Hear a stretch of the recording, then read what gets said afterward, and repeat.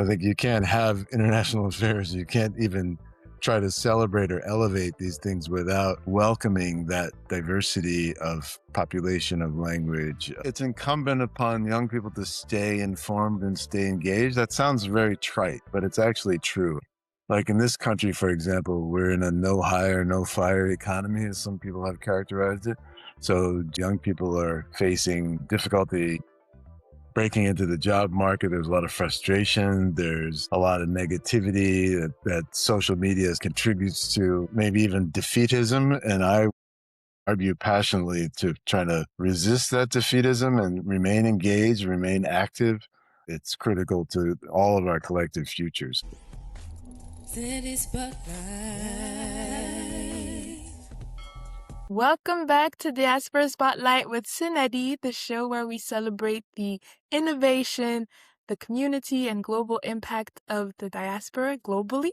And today's guest is someone who really inspires me, who shaped global thinkers, advised world institutions, and most importantly, saw me through my college years. That was a special time. So he's a scholar of African politics. He was a consultant to organizations like USAID, the African Development Bank, the World Bank, election observer across the continent, and now the dean of the Pardee School of Global Studies at Boston University. Please welcome Dr. Scott Taylor. Thank you, Sinetti. It's such a pleasure. It's wonderful to see you, and it's always a pleasure. Thank you so much for having me on Diaspora Spotlight. Thank you. Thank you for making the time. And I want to thank your team also for helping coordinate during this blizzard time. I really appreciate you taking the time. We're really snowed under here in Boston right now. My gosh. But you're staying warm, I hope.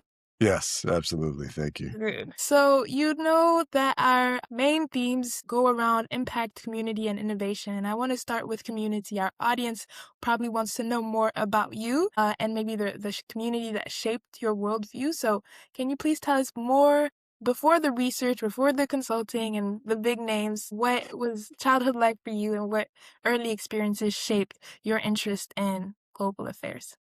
Oh, that's a great question. Thank you. I was raised in a African-American family in New York, just out in New York City and just outside New York City. I have 4 brothers, and all of them are kind of have motivated me throughout the years. But my interest in the world, I guess, started probably not so much at home, interestingly enough, although my family gradually came along and got really interested in global issues themselves.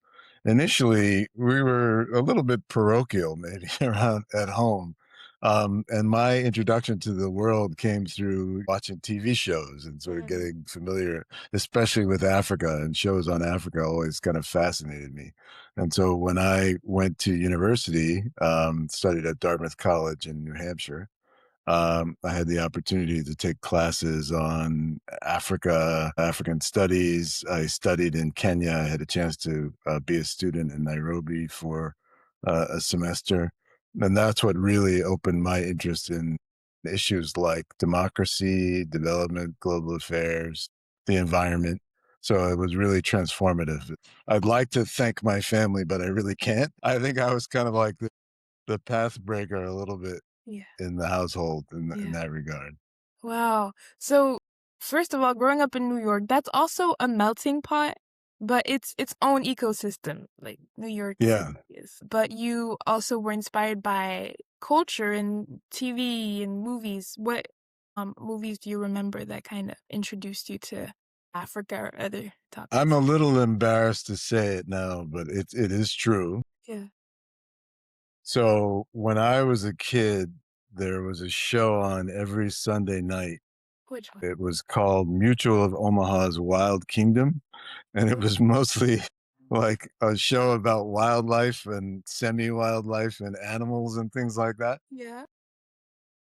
And so I got really interested in big game and conservation and those themes. And so I went to college. I minored in environmental studies, but I was very interested in conservation. And interestingly enough, that's what first brought me to Kenya. But I came away much more interested in the politics and the human side of the continent. And that's how it evolved. And just to say, I've done a lot of work and I've taught on African Americans in Africa, and sometimes the harmonies and sometimes the divides that we find Yeah. between the two cultures. And in a way, my household kind of embodied that. There wasn't, I wish there had been more sort of intrinsic interest in African issues in our household, but I would be lying if I said that ours was a particularly Afrocentric household from the standpoint of like engagement with the continent.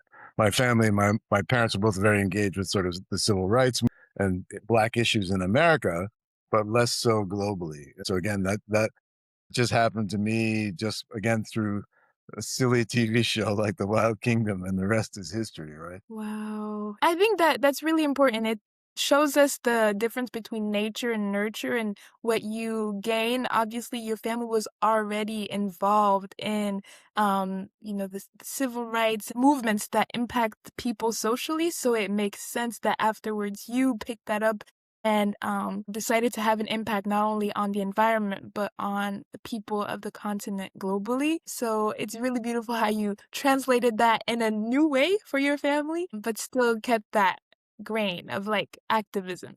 Despite the silly start with The Wild Despite Kingdom. the silly story, I mean, I watched those are interesting documentaries like Animal Kingdoms and Lion. Yeah, yeah. I mean, like that nowadays, I show it to my students. It's like a Yeah, confession. This is how I started. It's okay how you come into issues of Africa. However, whatever gets you there, right. it's fine as long as you kind of like get serious once you're As long engaging as with you the don't content. stay there. Yeah, exactly. Well, I mean, but let's be fair, wildlife conservation, I mean, it's still important to me. That's a legacy and a an attribute that the continent has benefited from, can continue to benefit from. It's an incredibly rich diversity of flora and fauna that should be preserved. So I still very much believe in that, but Yeah.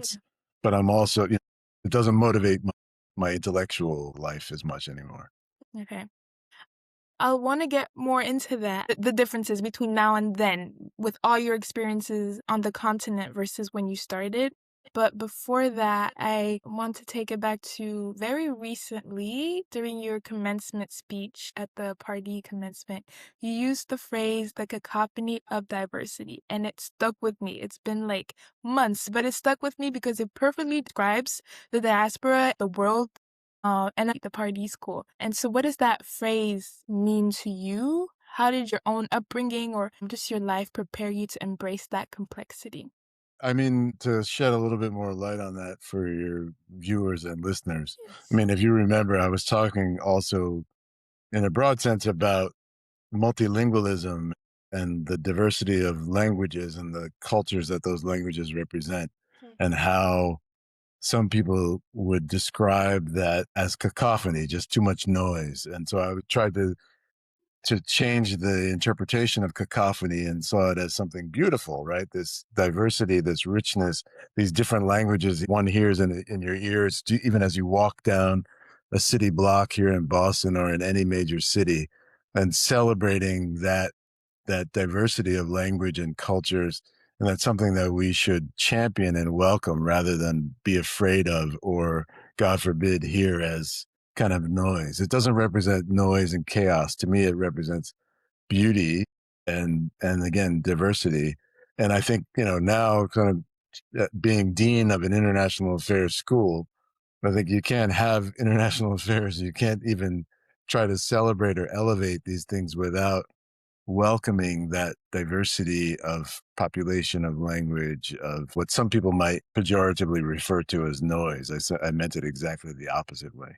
So, just as something that, I walked down the street here in Boston, and I think I was referencing, and it's true, right? You walk down a single block, you hear 5 or 10 different languages. That's beautiful to me. I Yeah. think it's absolutely wonderful, even if I have no idea what they're saying. Right. I think that that's just the kind of community that we want and campuses that we want, and it's something that we should elevate.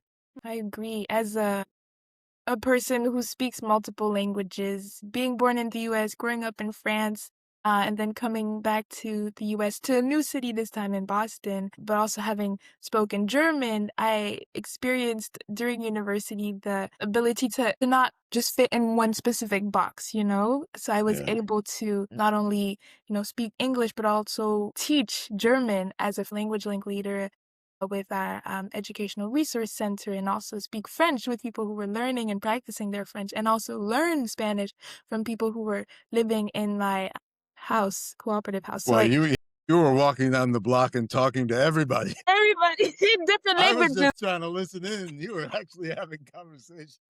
At least 4 languages, but I'm learning. I'm trying to learn. So That's I say a beautiful. little I love it. hello, hola. That's all I can say. I love it. Yeah, I love it. I love it.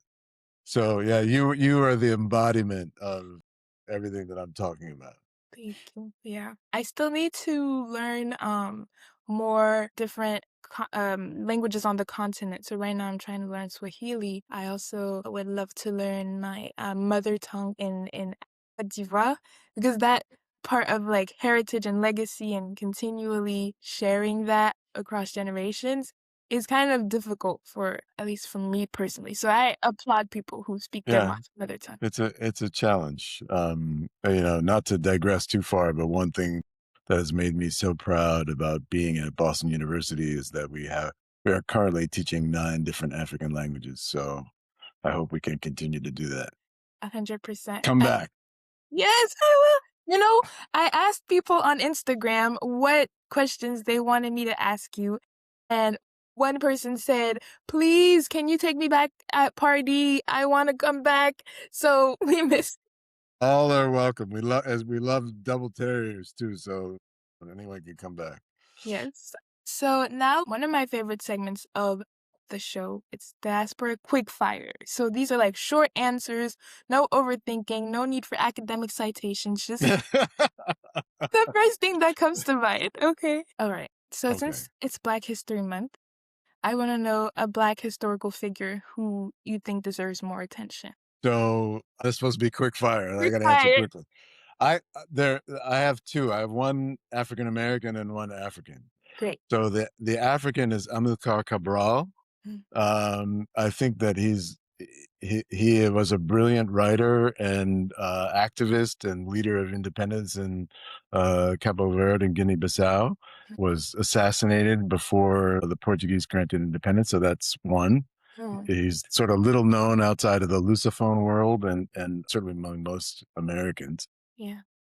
The African American is someone probably no one's ever heard of, is George Washington Williams, who was a explorer, interpreter, pastor, who was one of the first to expose Leopold's atrocities in the Congo, mid 1890s, and was just a sort of forgotten hero in that space. Sorry, that's not lightning. I went too No, far. it. Sorry, I The said too names came much. quick. We need I said, context.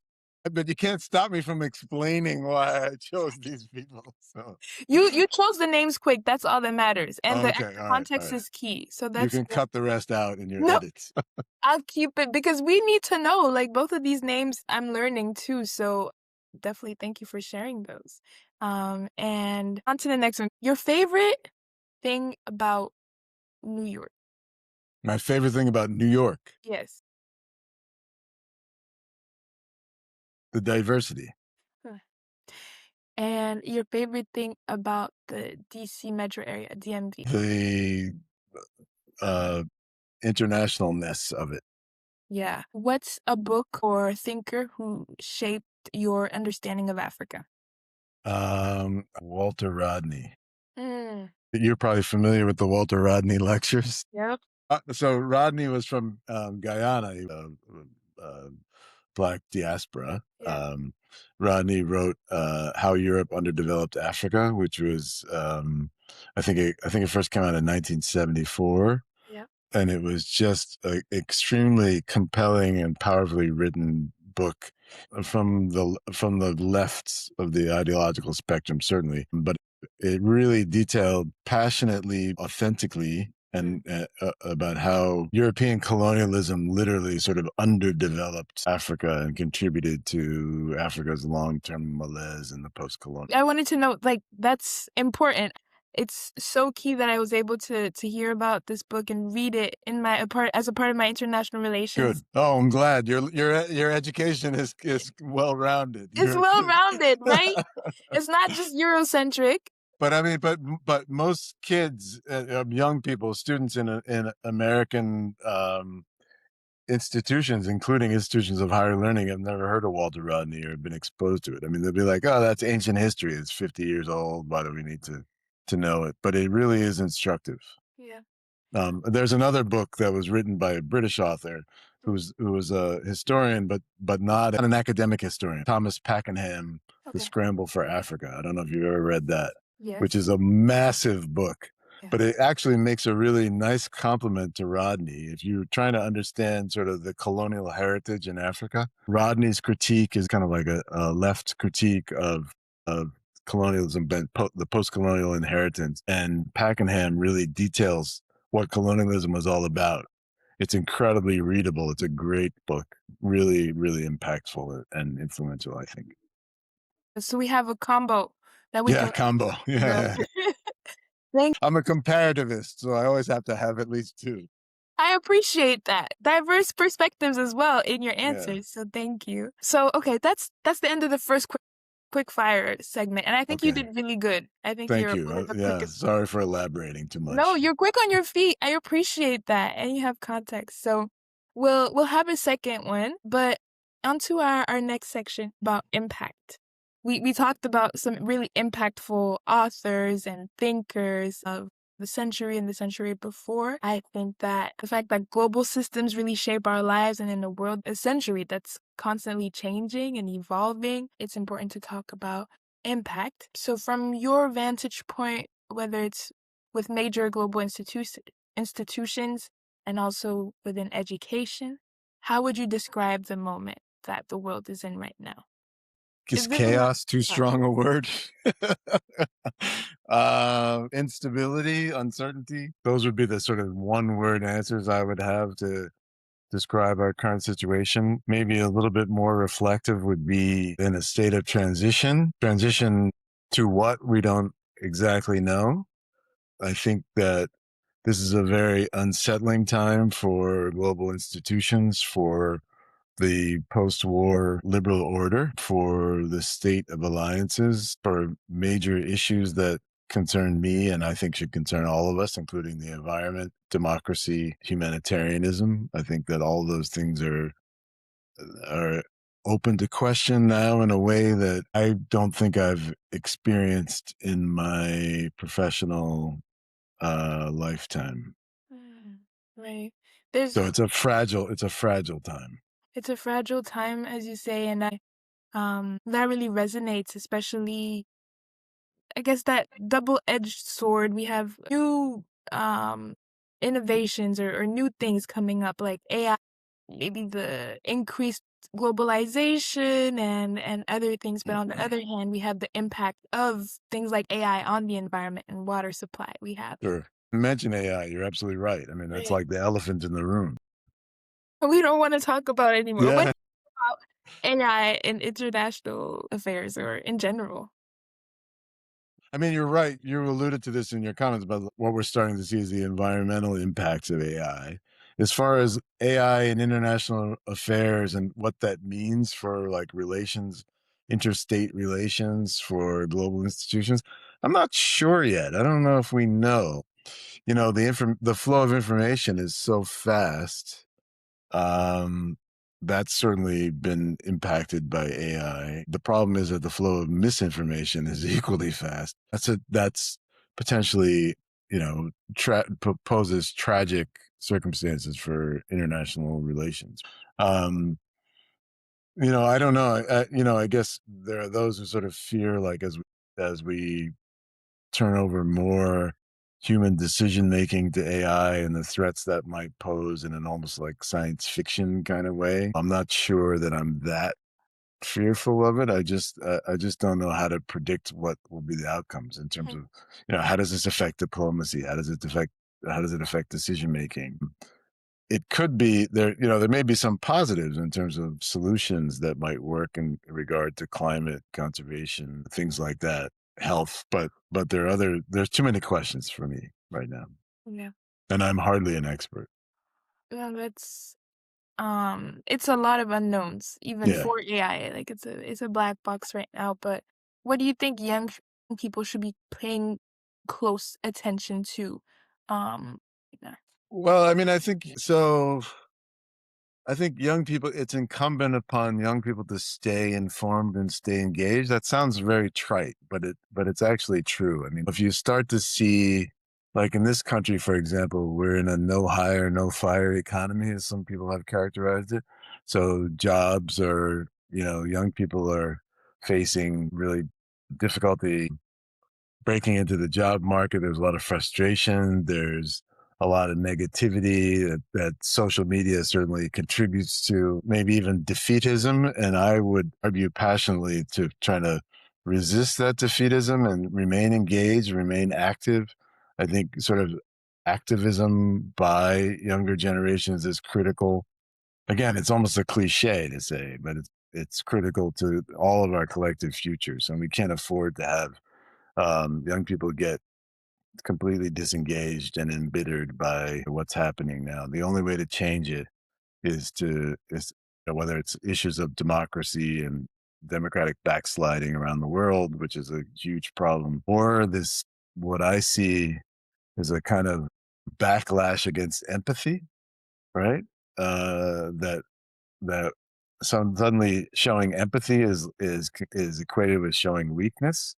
Mm. And I would argue to my grave that it would be a tragedy if young people feel like empathy is not a human value that we should all uphold and that they should be championing as much as anyone.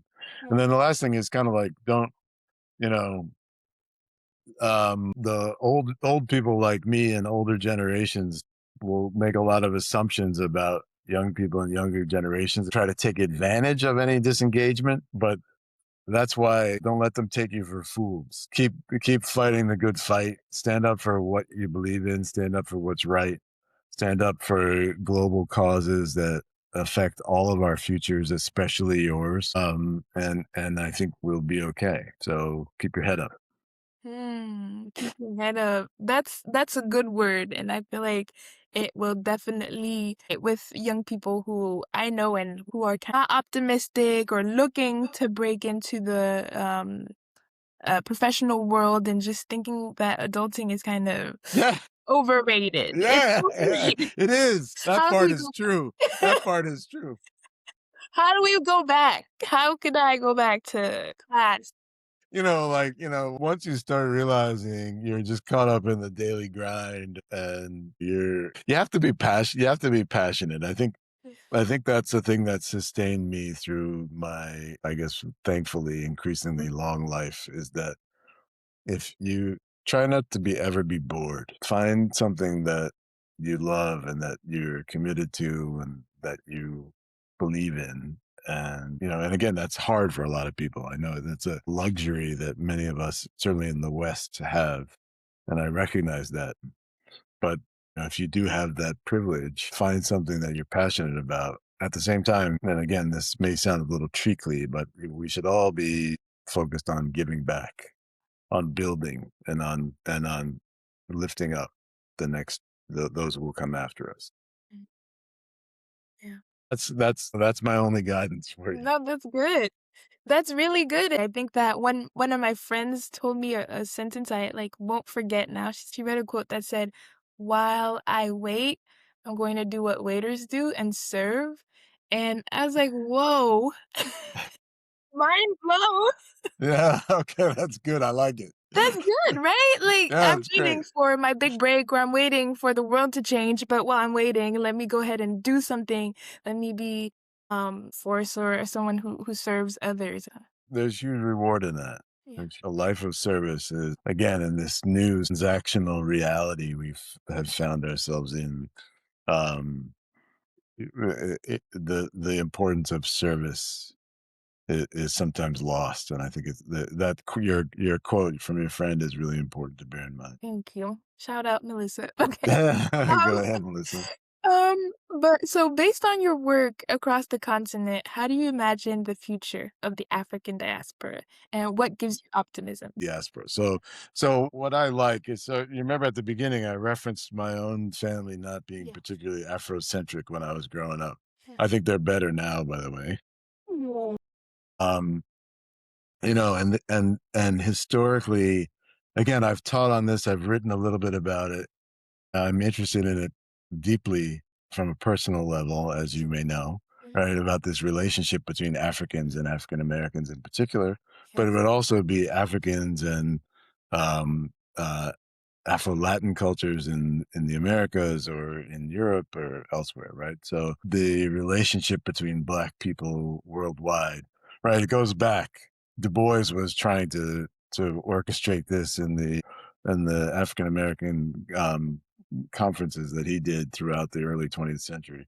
But I think now I think what's changing sort of the diaspora is that slowly and sometimes painfully, you have greater interaction between these communities. So part of that is because take the United States especially, the immigration has come from Africa in the last, most of it's been since the 1965, right? So to the United States, those communities have come at first somewhat isolated, as immigrant communities will do oftentimes, but there's greater and greater interaction between Africans and African Americans in a positive way, I think, and greater understanding. I mean, the National Football League, if you look at the number of Nigerian names on the backs of jerseys, for example, it's incredible. So this is all, there's a more of a blending. And I think in Latin America, you see Francia Marquez, who's the vice president of Colombia, did an Africa tour. It was like one of the first such kinds of visits where she went as a diaspora person. There's a huge Black population in Colombia, went around several African countries, was extremely well received, and so on. This is about global solidarity, about global Blackness, and about engagement and about understanding one another. So I think that these things are reinforcing. I think that recent immigrant populations to Europe, to the Americas, especially North America, Canada, United States, this kind of globally slow awareness of global solidarities around Black issues, that gives me some confidence. I think that immigration, the populations who have immigrated from Africa here and elsewhere in recent years, not dating back 200 years like my family, but in the recent immigrants, a lot of them still have family on the continent. They've got business engagement. They've got all kinds of personal and professional interests, and that creates for at this in the United States and elsewhere, in my view, creates for Africa something that never really existed before, which is a global constituency for Africa. And so as that global constituency develops, see things like Ghana offering dual citizenship to African Americans, for example, and other countries. And the back, in the early post-colonial period, African countries, I think none of them allowed dual citizenship, and now many do. I don't know what the number is exactly, but more and more do. That creates these synergies that were blocked previously. So I think I feel good about it. I feel that there's a real global connection taking place, and I think that redounds to all of our collective benefit. Yes, I love that, and I feel like that's so related. You might know, you already know, but I did my thesis on being Black abroad and kind of the anomaly of Black mobility, because we recently in the news and also historically in a lot of academic literature that was Eurocentric saw more of the brain drain from Africa and always seeing that migration going outwards, Mhm. but rarely do we see the way that there's actually an exchange and more brain circulation than we think, with not only recent immigrant populations from the continent, but also just the Afro descendants all over in the Yeah. US and the Caribbean. Brain circulation. Did you coin that phrase? No, I didn't. I read it in literature. Okay, all right. No, I was thinking like, well, brain gain, but Yeah. yeah, I use brain gain as Yeah. opposed to brain drain, but brain circulation is really great. Highlights that point that you were saying of like having still a tie, even though you might be based in the US, you still have ties, maybe build a business and send back money to people on the continent. Or if you're somebody from the diaspora who decides to return to the continent, you might go back and forth and just create that circulation instead of just adding or subtracting from a place, you're adding to both at the same time. Yeah, but it's the reciprocity. It's a Yeah. reciprocity, and it's the I mean, all of it's bound up to me ultimately in the demystification of Africa. I mean, like Western cultures and those of us whose families have been embedded in the West, again, like mine for 2 centuries, right? They developed very Western views of Africa, which were typically not fair and I get it.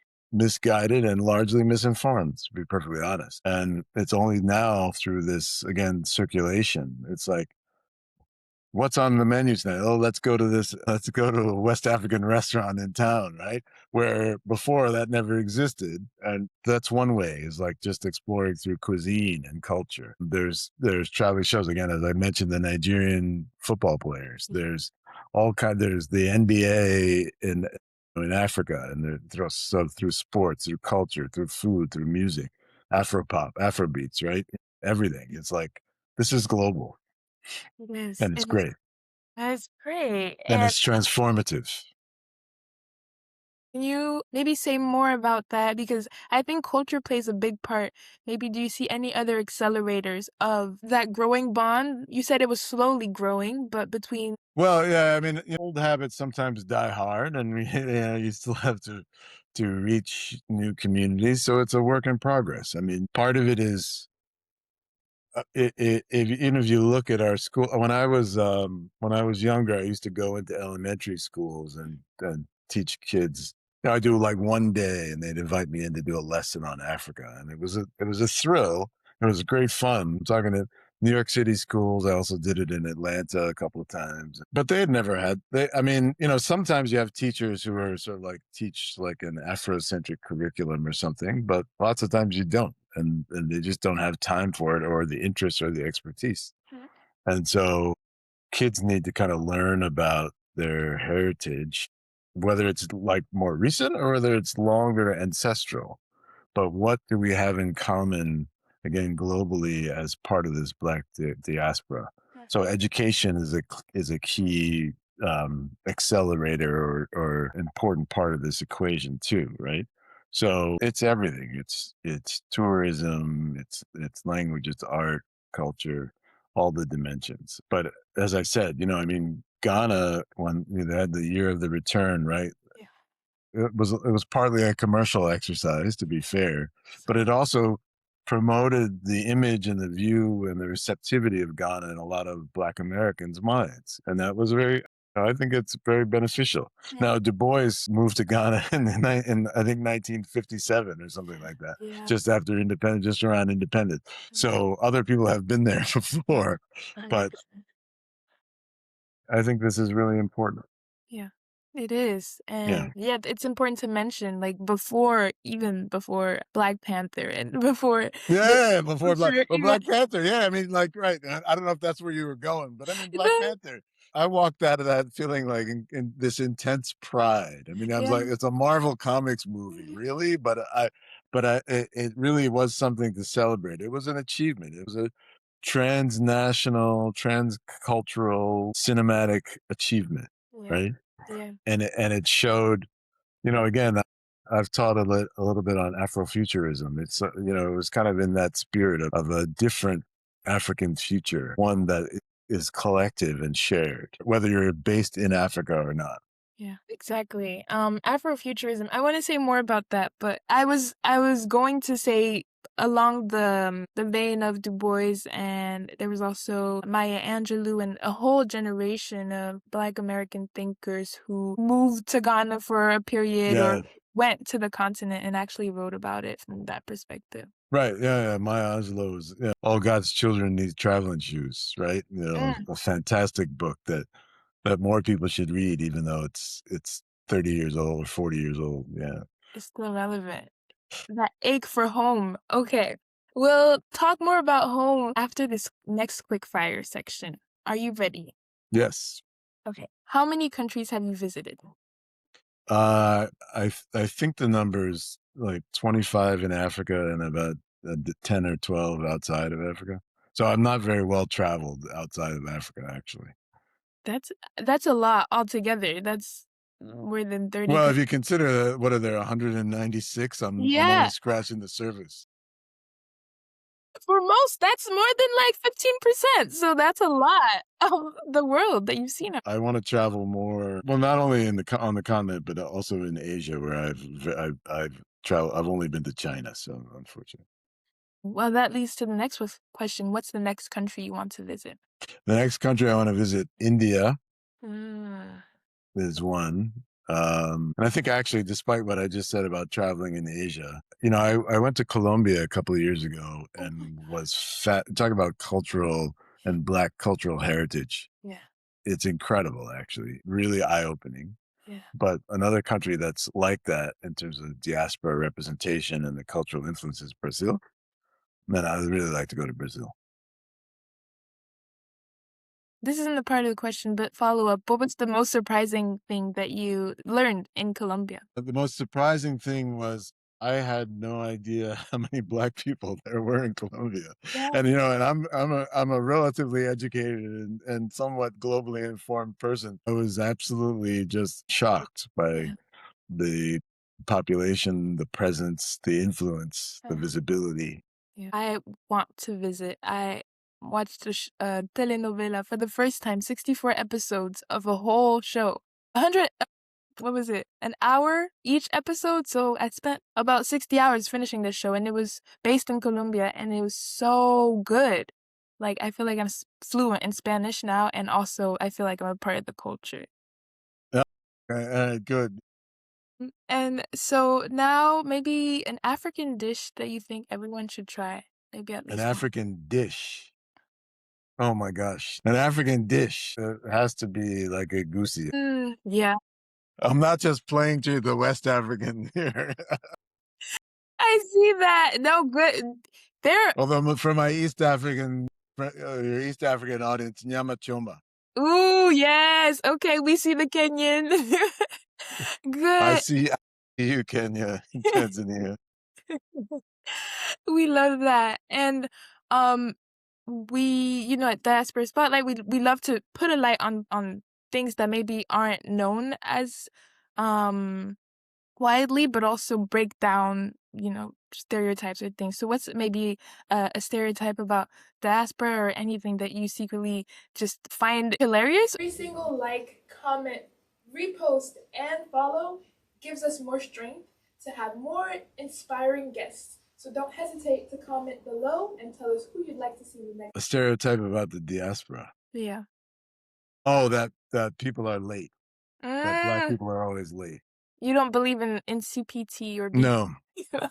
I mean, I've tried to use it as an excuse a few times in my life. Right. At least once. We gotta use it. But when I got married, my wife told me that I could no longer use that. She was very angry at me even using that expression. Really? Yeah. So I stopped using it. Yeah. And yeah, so and I try not to be late anymore. That's real. Shout out to your wife for that. Last section that touches on innovation and just the future. So, why do you think global studies is essential for this generation and how it can help us to rethink the systems that we inherited? I think quite simply that understanding the world, global studies, if you will, pins everything that we do. I don't think that you can be a farmer in Iowa, a majority person in Iowa who is not affected and needs to understand global relations. I mean, you think about tariffs and trade and the impact on the farming community in the Midwest United States. Everybody needs to know this stuff. Everybody needs to know about how the global economy works. And in just a somewhat cursory way, you need to have an understanding of how money moves around the world and how, what happens in Iowa doesn't stay in Iowa. You need to know about how countries interact, about why we have, now tons of ships in the Persian Gulf, right? Why is that happening? What, about the history of global relations, about international institutions. And I think that the importance is because if we kind of disconnect from that stuff, we not only will we not be informed, but we won't be able to go about our own lives because we're all affected by, again, as I said with my Iowa example, you don't think you need to know about the world, but whether it's in your business or your personal life, so often that you do. And so what we try to do, like at schools like ours in international affairs, is make sense, try to make sense of the world through sort of theory and practice, and an understanding of history and how things work together, so that we can create people who are better global citizens. And I don't mean citizens like we're all, like world government kind of citizens, but citizens who are engaged in the human mission of furthering the peaceful coexistence of societies, furthering the development opportunities for all human beings because we all benefit from that, right? Mm. So furthering the global interest in climate so that our future generations can live in a survivable planet. All of these things, global education is literally at the crux of all these major issues. And so that you can't be an island unto yourself and not care about the world. It's impossible because the world will impact you regardless. Mm. And that's what our institutions are charged with doing, is to try to demystify some of that, to get people excited about, again, like going back to my conversation about young people, getting them engaged in these issues and finding a way to connect with them. And so that, for us, for example, and I say this to both incoming students and outgoing graduates, if you end up working in local government, here in Massachusetts or someplace else, a non quote unquote international job, again, you're still impacted by what's happening in the world. And better yet, having gone to a school like ours, you are informed. You can be an active global citizen, and that's important to our collective future. It is being a global citizen and Yeah. future global leaders. Yeah, I mean, I say that word global citizen. People are like, "Oh, you mean world government?" That's not what I mean. I mean that we all we have to take responsibility for the planet, and I Mm. hope for those of us who inhabit it, Mm. and work together on solutions to problems. And if you're not informed about them, you can stick your head in the sand all you want, but they're not going to go away. Yeah. So it's better to be active and Yeah. informed. And so, from your experience leading diversity, equity, inclusion, and justice efforts previously, how do you think institutions can innovate to better support students from underrepresented backgrounds today? It's hard. Well, especially in this country and maybe even globally with the kind of backlash against so-called DEI, which I think is very unfortunate. I think it's premature, and I think that um, what DEI efforts try to do has been largely either misunderstood or mischaracterized. So I think that's unfair. So I don't, in this environment, it's really hard to kind of maintain those principles. I mean, if you look at some companies like in the United States and Canada, where Costco operates, still has maintained its sort of DEI principles. They're like, we're big enough and we're not going to change, right? So kudos to them for not folding under pressure. Mm. But I think that one way to it's not really much of an innovation. It's a traditional practice, but it's one that people are somehow afraid of, Yeah. especially now in this anti-DEI space, um, which is identity groups, right? I mean, there's this fear of allowing, say students in a college setting or else, wherever you are, to join peer groups that are basically identity based, right? Mm. So, historically or in recent history, there was no objection to this. So you'd see like the Asian American Students Association or the African Students Association or LGBTQ plus Students Association, right? And they kind of proliferated. And now there's kind of a backlash against the formation of these groups. I think that that's nonsense, right? I think that we should allow those groups to proliferate.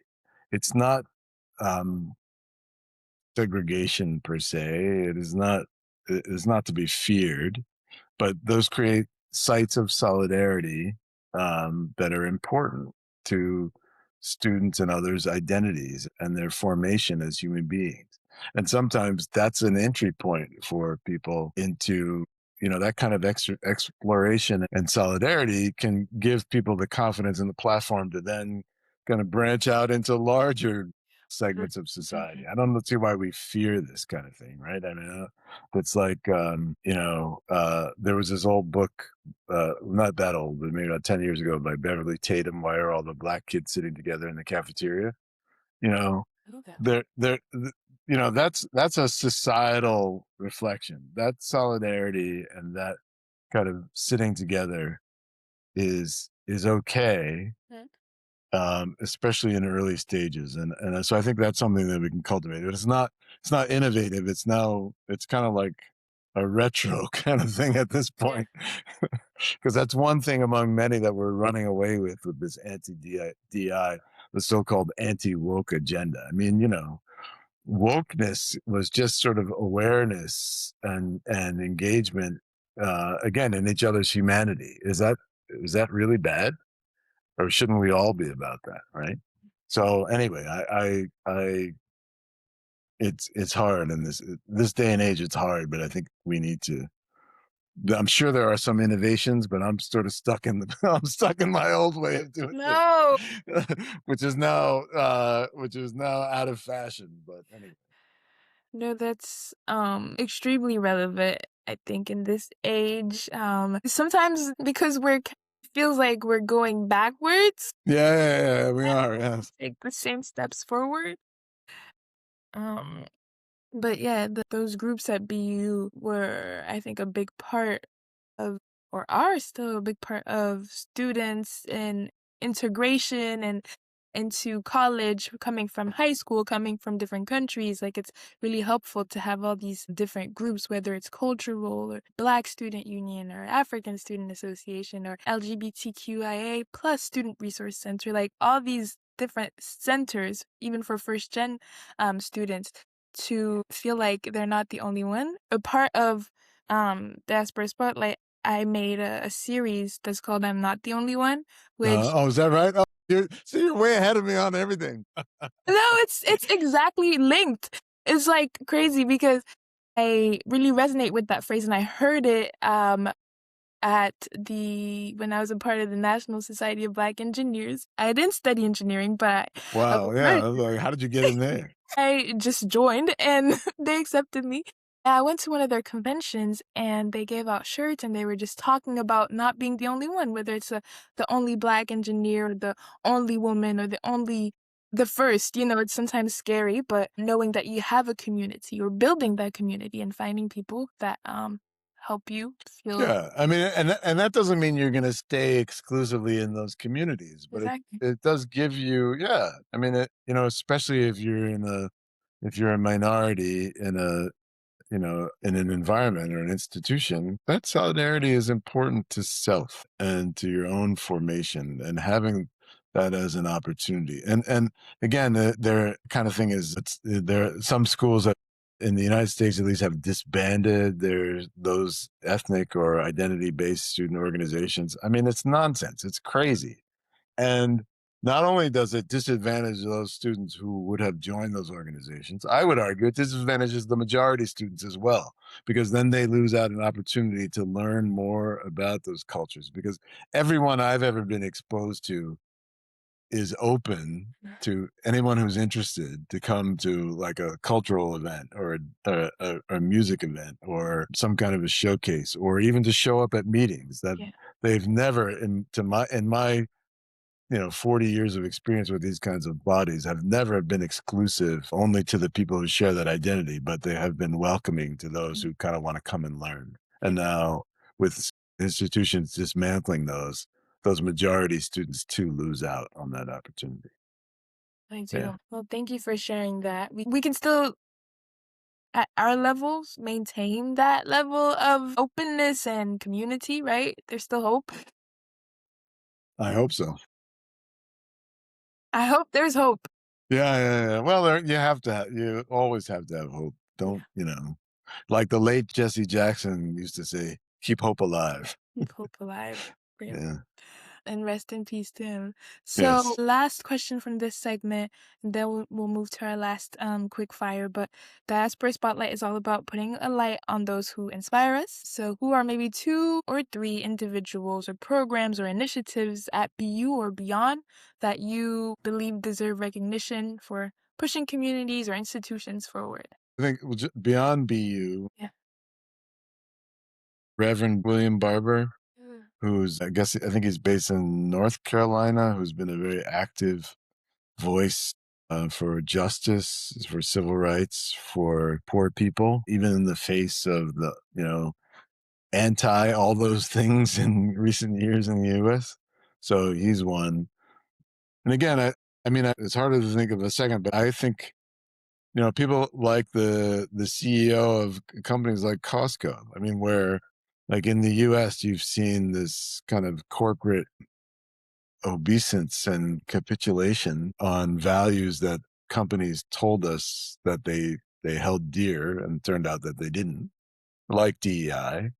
I think about like the CEO of Costco, for example, sort of saying, no, we're gonna keep doing what we're doing. Mm. Um, so those are again, it's easy to it's easy to stake out a position when everybody's taking out the position. It's much harder to do like Reverend Barber or even like Costco. And again, there are lots of other people, individuals that we could name, but to stand up and when the winds have shifted, again, to sort of still stand up for what's right and be a powerful voice for those things, I think that matters. Mhm. Shout out to them. Shout out to them, all the people who are standing against the current of the wind. And that's really inspiring. So thank you. We can do our last quick fire if you're ready. On the personal side or something that you can teach us, young people, what's something that you valued 10 years ago that you don't value anymore? Oh my God. Can I be very flip? Yeah. Hair. I I wasn't mean, maybe being a little bit less flip, but equally shallow. I like to think I'm still concerned about my appearance, but as one gets older, yeah. you have to, you, you know, 10, probably more than 10 years ago, but 10 years ago plus, Yes. you're sort of obsessed with how you look and things like that and everything. Yeah. And especially as you get older, if you want to try and age gracefully, you can't get obsessed about these things. So like, no longer having hair, you just come to accept it, right? I I like think we have to be I think we have to be comfortable in our own skin. And Mhm. that's something maybe I wasn't quite 10 plus years ago, maybe uh, a little bit more vain or Yeah. something. Yeah. Uh, That's good to know also for, the future and posterity, knowing that doesn't last. it does. So enjoy it while you have it. And also Yeah, don't that's right. Enjoy it while you have it. But also don't try desperately to hold on to it, accept change. Right? Whether it's youth or anything else. I mean, we change, we evolve. Don't hold on to old outdated views. Be willing to reassess and reconsider. It's a lesson probably that applies to a lot of things everything. Yeah, it does. I want to know on the flip side, what's something that you didn't value 10 years ago, that you neglected 10 years ago that you value now? that I did not value 10 years ago that I value now. All right, this is also very sort of academic leadership. So it's a professional commentary Mm. because 10 years ago I was a regular faculty member, a professor doing research and teaching and enjoying it thoroughly, I have to say. And it's a real privilege to have an academic position and a tenured position at a major university in the US or anyplace else. But I did not appreciate at that time what academic leadership is about Mm. and what deans do and how challenging it is and um and the huge sort of menu of responsibilities that one has as an academic administrator. Yeah. What a sacrifice it takes, quite frankly. So, like, my research now is constrained, and although I'm teaching this semester for the first time in several years, I haven't really been able to teach. I've enjoyed that part of my career. So anyway, I think I thought academic leadership and university governance were things that just kind of happen.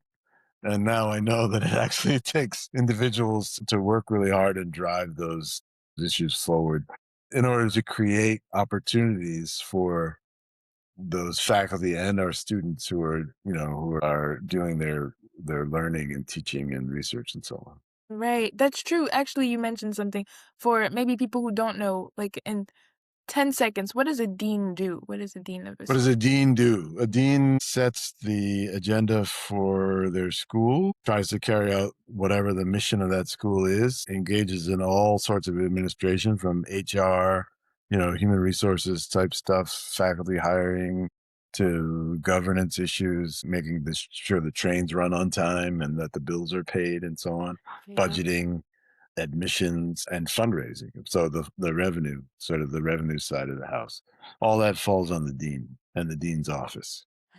And it really, and a capable staff. So I'm obviously I can't do it alone. So I'm very grateful to the great staff we have in Pardee, and Yeah. every dean who has a modicum of success depends on great personnel. But the dean kind of sets the tone, and it's challenging. But I'm not doing it by myself, thank God. But it's much more arduous than Yeah. I had known about when I was when I was working in the trenches as a regular academic, a Yeah. career academic. Yeah. That's amazing. Shout out to the dean's office and Yeah, the people in the background who make things run in the yeah, school. absolutely essential. Yeah. I mean, them because of your experience. That's the engine that makes the machine go. Yeah, they are. This is the bonus question. Okay, bonus I want question. you to answer truthfully. What made me your favorite student? Yeah, that's a great question. Thank you. It's an easy answer. It's because you were everywhere. You were the unavoidable presence in a good way, right? In a good way. So a shout out to you and your listeners so that they know if you look at any party, school, literature, photos, celebrations of any kind over the last, 5 years, Sinetti appears in all of them. You will see her and the signature. Was it purple? Purple. It was blue first. First blue. Yeah. Okay. Braids.